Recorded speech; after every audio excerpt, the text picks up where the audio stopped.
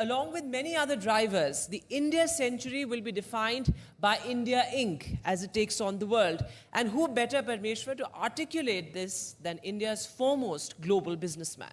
Well, for our next session, India Ascends, the India Global Business, I would now like to invite on stage Shri Sunil Bharti Mittal and NDTV's Tamanna Inamdar.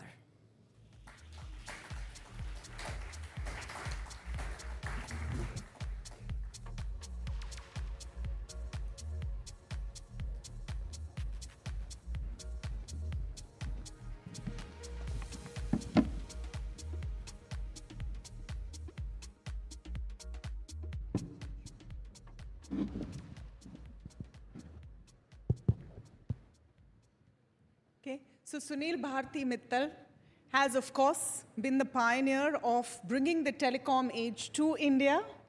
And I think in your latest move, will also save Indians from the biggest pestilence we are facing currently, which is spam calls. So let me start with thanking you for that, Mr. Mittal. Well, thank you. It's a great pleasure for me to be here at the NDTV World Summit. Let's start with this topic. I think most of us have been harassed, if I may use that word, by spam calls, by messages, and it's becoming an increasing nuisance. And in the last year or so, I would say this has really picked up menacing proportions. And to that extent, some solution was much required. And we at Airtel have been working on this for a period of time. And it's hard to, balance the issue of privacy of customers, what they want to receive and what they would like to be blocked. So it's not an easy area to work on. And that's why you needed a lot of machine learning, a lot of AI at work to ensure that we are looking at patterns rather than individuals. And that's how we were able to solve the problem. And it's a completely machine-based, AI-based spam protection setup now we have. Every time you receive a call, first of all, billions of messages and calls are being stopped, which you don't even get to see, which we are 100% certain are coming from wrong places with wrong intentions.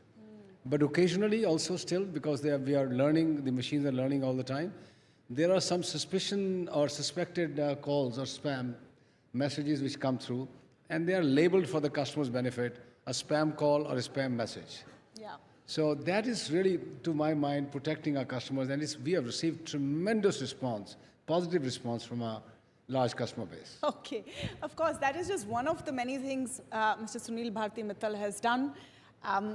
Recipient of India's highest civilian order, a giant in Indian industry. And today, thank you so much, Mr. Mittal, for joining us on the NDTV World Summit. I want to start by asking you about how you look at Indian business and their role globally. For years, India has been seen as the best marketplace, a huge population, a thriving middle class, a country in which every global company wants to come and sell their product and service. But what about Indian businesses going global? Do you think the time of the Indian MNC has now come? Yeah, indeed. I mean, I grew up in the times of severe shortages and restrictions of importing stuff. Very few aspirational consumer products were being manufactured in India. Everything was being looked from outside. If you had some source of affluence, you always wanted, products which were coming from overseas. I think we have seen the transformation of this country, and increasingly so in the last decade or so under our Prime Minister's leadership. India has truly become now a place where you produce locally, you consume locally, and importantly, now you also export globally. It is only natural that given the scope and scale that India is offering, some companies will start to emerge as true global companies or multinational companies. Tatas have always been at the forefront. They took some serious early bets in the European market and a bit in Africa and South Africa mainly. In 2010, we made an audacious move to go into 15 countries in Africa. We added one more later on. We divested two. We are still in 14 sub-Saharan countries. It's perhaps one of the only branded product out of India. So you'll see Airtel in 14 countries in sub-Saharan Africa. You will see it in Sri Lanka. You will see it in Bangladesh. So we are in many countries outside India, but importantly, our latest move of taking a significant stake in two European companies, Eutelsat OneWeb, which is a satellite company. We are the largest shareholder of that company, just under 25%, with the French government and the British government being the other two shareholders. And we have recently made a move on acquiring a significant stake in British Telecom, in which we have acquired 10% and waiting for the permissions to go up to 25%, which we are hopeful should happen pretty soon. So you can see the emergence of Indian companies now on global stage. And the good thing is India's money is welcome. Unlike, I would say, our neighboring country, China's investments, which are being blocked actually, and the money which is coming from the Middle East is being put through a much stronger filter because they are sovereign-backed monies. Western world prefers private sector investment, and India can offer that from here. You are seeing GMR building airports outside. You are seeing Adani now going into Kenya. You are seeing Godrej going overseas, Bajaj going outside, Hero Motors going outside. You are starting to see the emergence of global companies slowly but surely out of India now. Yeah, so the age of the Indian MNC is soon to come. Let me come back to your foray into Africa in 2010. What was the thought behind that, and why did you look at the African continent? Well, you know, Africa has been almost forever a continent of hope. And you keep on, hoping that it'll get better, and you get a setback, you get better. I mean, just to give you a sense, we acquired this company in 2010 when the revenues were about $5 billion. Today, after 14 years, it's still $5 billion in dollar terms. Oh. But had the currencies not gone down, it would have been about $17 billion. So our assessment that there is tremendous amount of growth in Africa held out to be true. So in local currency terms, we have been growing at a rapid pace. Even now, the company is growing at over 20% year on year, which is rare anywhere in the world. Just to give you a context, Europe or UK, the companies are growing at 0.5% to maximum 1.5%. And that's why the valuations in Europe are low. In Africa, they are 20%, and India is 10-12%. But the currency depreciations have been pretty stark. So these are the geopolitical risks that Indian companies, when they go out, will look at. But we knew if we wanted our next 100 million customers, we had to go somewhere outside to a place like Africa. Today, we have nearly 160 million customers in these 14 countries. And the way population and the young people are adopting technologies, I think we will be at 250 million customers in not too distant future. And hopefully, these currencies will also start to stabilize. Yeah. In terms of the Indian context, India has been a service-oriented economy. We are now moving to becoming a manufacturing hub. Do you think that's the game changer that India Inc. also needs to double down behind? Of course, strong policy push, but India Inc. is also coming in on that platform? Yeah, I think manufacturing has been a focus for every country. The smallest to the largest countries have all focused on manufacturing because the political leadership recognizes that to create jobs, you really need manufacturing. And we have all seen China done it remarkably well for its large population.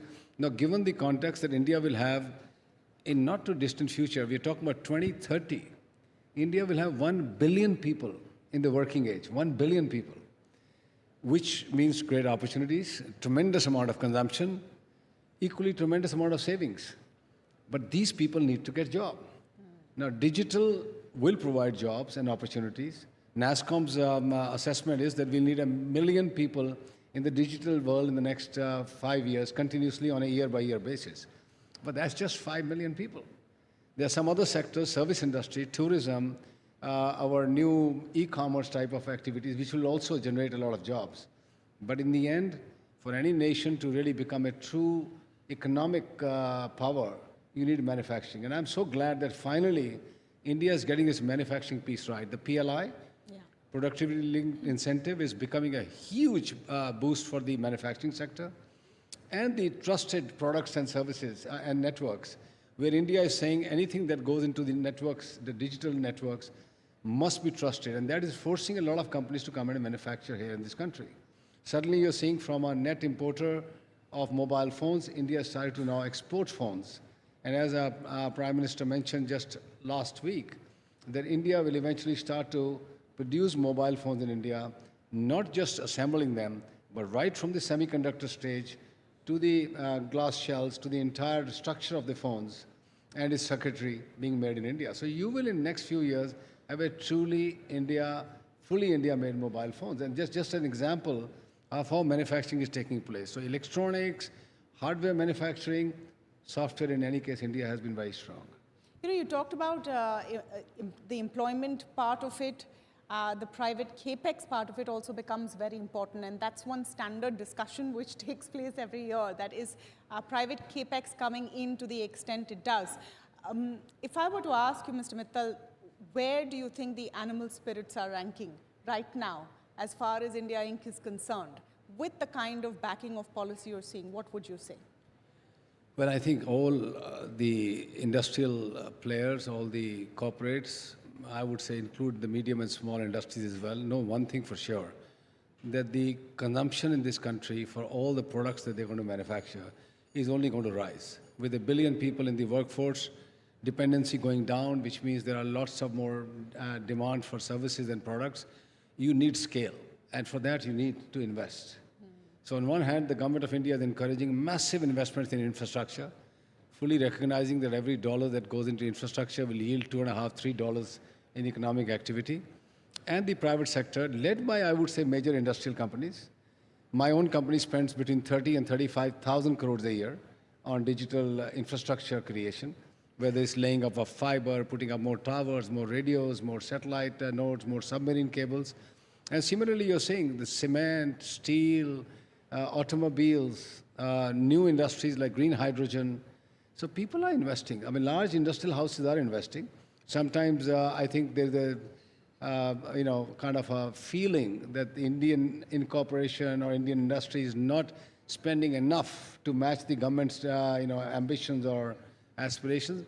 Occasionally, sometimes you have overcapacity created and then the prices fall. Right now, you're seeing in the steel industry, some dumping is happening from our neighboring countries. So there's a bit of a stress there. But these are cycles which are, to my mind, short in a country like India, which has massive consumption.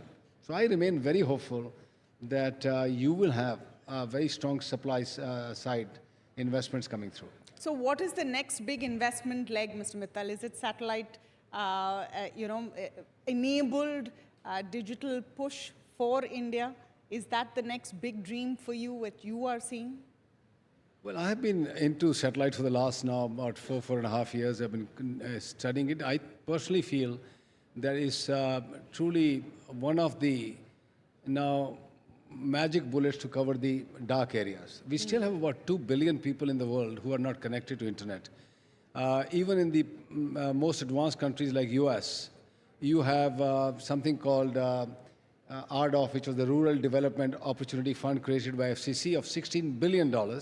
I was quite surprised that there are large parts of US which still do not have high-speed broadband.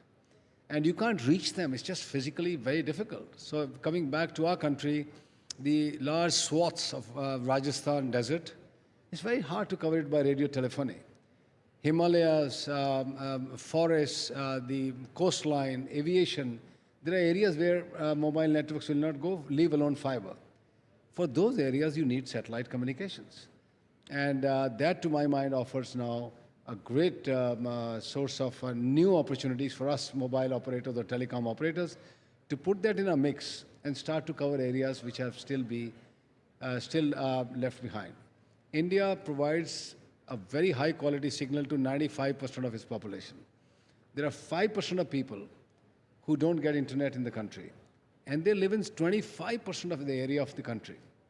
So it's a very large area with a very small population. The only way to cover that is satellite. Okay, so right now you have roti, kapda, makan, and Wi-Fi have become the needs of the people. You're saying by bringing satellite spectrum into play, you cover this for all of India. Is that the difference that we will see? Yeah, I think this will, right now there's a ground station in Gujarat, in Mehsana, and in Pondicherry. There are 2 ground stations ready to start services. The day government gives us the permission, there will not be a single square inch of this country which will not have a radio coverage. So you just need to raise your hand and be connected. So, I have to ask this question, and it's not about any one company or any one service. But why is it so difficult to have a clear telephone conversation or a mobile phone conversation without being interrupted? While we're talking about 5G, we're talking about satellite, many, many customers constantly complain about everyone. I'm not just pointing out one, that it's so difficult to make a call. How does that change? Well, honestly, I've not heard this in a long time. There was a period of time that their spectrum was less. Spectrum is now in plentiful. Yes, there are still some issues about siting of towers, especially, I would say Lutyens, Delhi is one classic case where putting up towers is a real problem. For companies that spend tens of billions of dollars on spectrum and spends every year $4 to $5 billion, putting up 2,000 sites in Delhi is a piece of cake. You can do it actually in 20 days. The problem is siting of towers. Please don't put up on my home or near my place or in my building, but go into somebody else's place. I mean, that's a real problem. Yeah. Thankfully, the new Telecom Act provides for access to buildings or right of way to put fiber in the hands of the mobile operators. Is it working on the ground? Not fully. NDMC, MCD, all have to be sensitized. State governments have to be sensitized. It's just putting in more infrastructure. But the good news is we have some of our friends here from the US. I was just told by our guest who just spoke before me that he pays $100 a month. And I can tell you the US services are significantly poorer than India. And you spend $2.50 a month here and you get 60 gigabytes a month. You can't use 60 gigabytes a month. There are, I have to say, we are significantly superior than Europe, UK, US, of course better than African continent.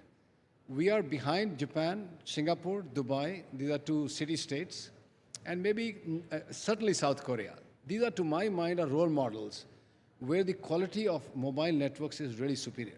Advantage, and I must explain this, siting is not a problem because every building is connected with a fiber.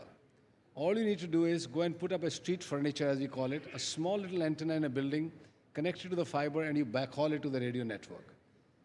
That will take some time here.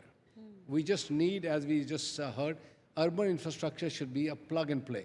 I should be able to go and put up on any street lamp a small antenna. Wherever you have a call problem of a call drop or a voice quality, plug it there, put up a small antenna, it's done. It'll take some time. But we are, honestly, I'm telling you, I'm the biggest, or rather the chief complaint officer of my company. There's a person sitting in my car. Whenever the call is not going through well, he makes a note. By the evening, we try to resolve it. There's not a single dinner I go to where somebody tells me, my phone is not working in my third basement. Third basement. I'm saying, you pay me $2.50, okay, I'll still attempt to do it.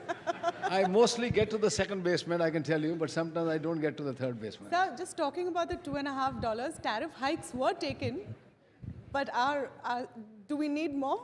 After that, we are at $2.50 after the tariff hike. So you can imagine what we have been suffering for a long time. Ideally, $5, not 50 or 100. But that is where we need to get to buy more spectrum, put more investment in infrastructure. I am telling you, we heard our Honorable Prime Minister this morning, this country's future is resting on digital infrastructure. Yes. The wonderful DPI that the Prime Minister spoke about today is truly a gift to every citizen of this nation, and hopefully that can be lifted and shifted to Africa and other developing countries.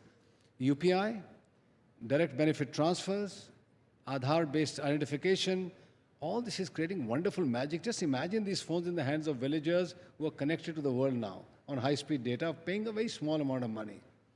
We really need to create a first-rate infrastructure here, continue to invest in it, and if that means crowdsourced another $0.50 or $1 from each customer in the country, trust me, it's worth it because we will build the same networks as you see in Japan and Singapore right here in this country. How does that happen then? How do you think $2.50 will go to $5? Is the appetite there? I think the last tariff hike was well taken. Do you see more coming anytime soon? So at some point in time, my view is yes, because in the end, current ARPUs are lower than 2016. Add to that all the inflation of electricity, fuel prices, compensation salaries, just basically cost of running any business. We have not even caught up with the inflation. I mean, if you go to UK, what is the Ofcom done? There's a price set, and after that they're saying you can keep on increasing every year with the inflation. That's what all the companies do. We have been going back in our tariffs. So coming back a little bit at some point in time will be valid, very valid. I want to switch to a bigger vision, and we spoke in detail about telecom sector and of course what Bharti Airtel is doing, the groundbreaking moves. I come back to congratulating you on the use of AI to stop spam. But I want to come to you on the kind of impact policy push has for industry. And I ask you from the point of view of something that you have experienced yourself, and you've spoken about this. When in the 80s, suddenly overnight, a business you were in no longer existed because of a change in policy. Do you think India Inc. today feels more secure that such changes will not happen? Because the last thing business wants is instability. Yeah, I think policy predictability is required for any investor, both foreign and domestic. In the last 10 years, we have seen only more solidifying of policy making, stability of policy making, and in fact, in our industry, which had plethora of regulations, have all been simplified. Today, doing telecom business is much, much easier from the regulatory standpoint as it was some years back. In fact, in 2020, when the industry almost came on its knees, 8 large operators shut down their shop in India. The government of India quickly moved and ushered in a major reform in the telecom industry, where they removed multiplicity of permissions. For every tower, you had to have 40 permissions at that time, all gone. Licensing for import of equipment, all gone. Bank guarantees, 80% of them gone. And there were a lot of simplification done. So I would say the investors, both domestic and international, can take a lot of comfort that this government genuinely means ease of doing business. And for that, one of the pillars is policy predictability, which we are seeing strengthening year by year. You talked about a time when there were 8 telecom players. We're down to 3 now. I'm very tempted to ask you, Mr. Mittal, do we need 3? Yeah, I have always maintained that. For a large country like India, 3 private sector plus 1 public sector is the right structure of the industry in the marketplace. And I hope it stays that way. Yeah. I want to come to you on the bit about AI, and we touched about it briefly in the context of one, scheme. But AI is a very controversial sort of a movement. There are those that believe it can do more harm than good, and those who believe in its power. I was wondering how you see use cases in India, and how do you use them in your own business? Well, any technology, when it's brought in, has its pluses and minuses. AI is now a reality. It's been going on for a long period of time. Without us knowing, AI was at work behind the scene on our mobile phones, looking at our patterns of spending, our movements, our travel, our sites that we visit. And it was trying to do a lot of stuff at the background without us knowing. Now, what you see is AI right in front and center of yourself. More importantly, the advent of generative AI and the AGI is coming through. Now, the world going forward, which I would say we will see the early signs of it, and our children will see a lot more of that. They live in that universe. AI is going to be one of the most important drivers of the world's economies, of the world's politics, geopolitics, stresses amongst nations in the world. AI is going to be at the forefront. AI-led efficiencies that are being brought into the companies will have its challenges for certain workforce, but new job opportunities will be created. Will there be misuse of AI? Certainly there will be. We will have to be more vigilant, just on this, as we do it for cybersecurity. AI will pose new challenges. AI will need to be looked through the lens of the regulators as well from time to time. Nation states will have to build guardrails. I can give you one personal example. Just not too long ago, one of my senior finance persons in Dubai, which handles our Africa headquarters, got a call in my voice, my tone, directing for a money transfer, a fairly large amount of money. And he was sensible. He immediately realized that I wouldn't call anybody in my company to make that kind of a deal. But when I heard that voice recording, I was quite stunned. It was perfectly articulated as I would speak, and anybody who would have not been vigilant may have done something about it. That's incredible. And so you will have now... Did you track down where it came from? Was it possible to do that? We put our complaints and all to the police and all that, but I'm sure this is now a daily routine. One will have to be vigilant. Tomorrow you will see not just a voice, you will probably see your digital signatures, you will see your face on a Zoom call. All these things will have to be protected. We'll have to protect our societies from the evils of AI. And yet we have to use the goodness of AI, because those companies, nations that will not adopt AI will be left behind. So this is a conundrum for every time you get a new technology into place. There are pluses and minuses. I remain very optimistic about the benefit of AI that the human race will achieve and be able to do jobs which are otherwise very difficult to perform. What is the use case you have found for AI in your businesses, and have you found it replacing human jobs in any of the functions? For example, customer complaint, etc.? Yeah, I would say routine, mundane, repetitive jobs are certainly going to be under straight threat. And we are already seeing in our company, we are making huge efficiencies through the adoption of AI, which means reduction of people. But equally, new jobs are coming through. To what extent, if I may ask, reduction of people? It depends. In the call center, as you said, there's going to be a big change. In our workforce management, there's going to be a big change. Just go back in time. Just 10 years back, every time a customer had to be onboarded onto a mobile phone, there was a physical form to be filled up. Yes. There were runners on scooters and motorbikes who would take those forms to a different center. From there, they would fax into another place. In 10 years' time, that it seems like a joke today, you see. Similarly, you'll go 10 years forward, some of these repetitive jobs will disappear. But have we suffered on account of the earlier adoption of electronic medium? We have not. We've added more jobs in different spaces, different parts.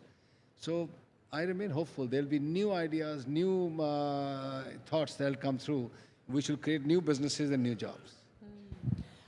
What, in your view, is the next groundbreaking innovation that is going to come from India and make an impact on a global scale, Mr. Mittal? We are very good at adopting global technology. We do it at a lower cost. We're known for that. But what do you think is the innovation that will now come from here as we move into India's century? I think India, because of, again, it's a very large workforce which is developing here, right here, we will be serving the world right from here. And I heard our Commerce Minister talking about gone are the times when we were clamoring from H-1B visas. We'll do a lot of stuff from here because now the digital world allows you, now the AI allows you to actually serve the globe right here from India without displacing people. And our frugal innovations in the area of especially digital field and also biosciences is going to serve the world. So DPI, for example, I think the whole world, especially the global south, is clamoring now to pick up India's DPI, make them fit for their own countries, and start to launch it there. India will have tremendous amount of work coming through for intermediate companies, software companies, system integrators who will go and put up these DPI stacks in country after country in Africa and many other parts of the world. Similarly, our health and biosciences, I think that frugal innovation that is happening here, where the cost of medicine, the cost of healthcare will be lowered for the entire globe, will also be here. Last, I would say, India, despite being a developing nation, has been at the forefront of space technology. We make our own rockets, we launch our own rockets, we make our own satellites. Yes. I think that's another area where India will take a pole position. And just last question to you, Mr. Mittal, because I know you're on a tight schedule. What is exciting Sunil Mittal now? What is the next project or the next interesting idea that has you excited about getting up every day? Well, I think we started with that. We need to take India to the globe. We have to showcase the Indian work culture, the Indian ethos, India's commitment. And I think that's what I am currently busy with. We are expanding in, Airtel into, or the Bharti Enterprises into the global markets. We are moved into the UK. We will look at other opportunities around the globe and take the best from India and showcase it across the globe.